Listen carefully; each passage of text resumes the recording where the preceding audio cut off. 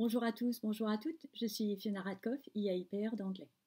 J'ai décidé de faire cette courte vidéo suite aux réunions d'équipe que nous avons mises en place et que nous allons continuer à mettre en place, parce qu'en début de réunion, les professeurs me disent qu'ils sont extrêmement inquiets et à la fin de la réunion, en fait, quand ils ont compris, ils sont tout à fait rassurés et ravis.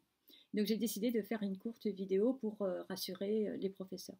Et donc, en fait, pour l'énorme majorité des professeurs, le guide de l'évaluation pour les langues vivantes, en fait, ne change rien.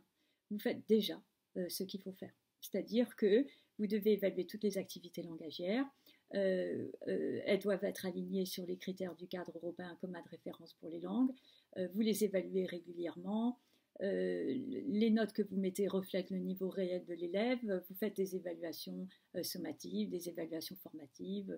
Vous faites également éventuellement des évaluations de connaissances, etc. Et donc, en fait, continuez tel que vous le faisiez jusqu'à présent. Donc, c'est pas pour l'énorme majorité des professeurs que ça va changer quelque chose.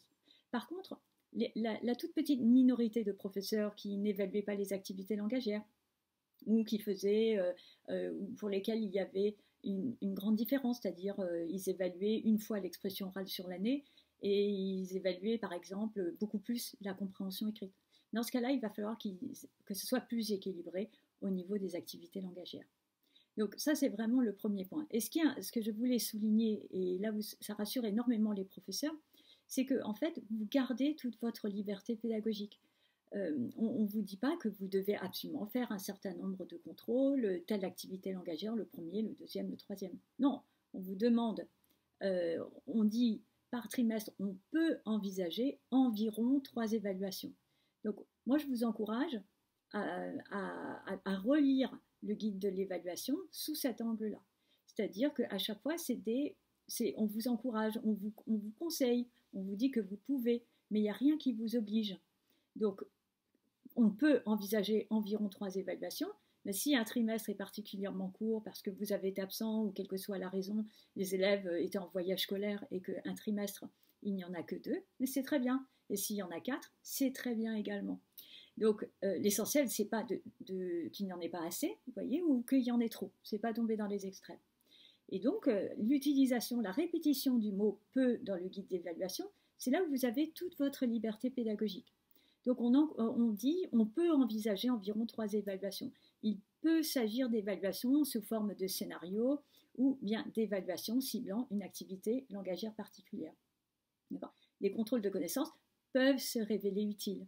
Les sujets de la BNS peuvent être utilisés en classe ou, à l'instar des sujets zéro et spécimens, servir de source d'inspiration aux professeurs. Et donc, c'est très important. En fait, je voulais, à travers cette vidéo, faire comprendre aux professeurs d'anglais de mon académie qu'en fait, si vous faisiez déjà bien votre travail au niveau de l'évaluation, en fait, il suffit de continuer comme vous le faites et ça ne change rien. Ce qui est très important, par contre, c'est qu'on vous demande d'harmoniser avec les collègues. Donc, si vous avez des nouveaux collègues, des contractuels, les stagiaires, etc., bien faire attention à ce côté-là, ce que vous faisiez déjà, mais on vous encourage à le continuer.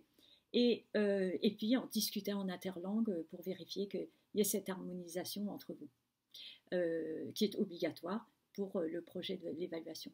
Et donc n'hésitez pas à mettre une expression telle que il y aura environ 3 évaluations dans les différentes activités langagières par trimestre. Et puis comme ça, ça prendra en compte tous les cas de figure. Voilà, je vous souhaite à tous et à toutes une excellente continuation et puis une très bonne semaine. Au revoir.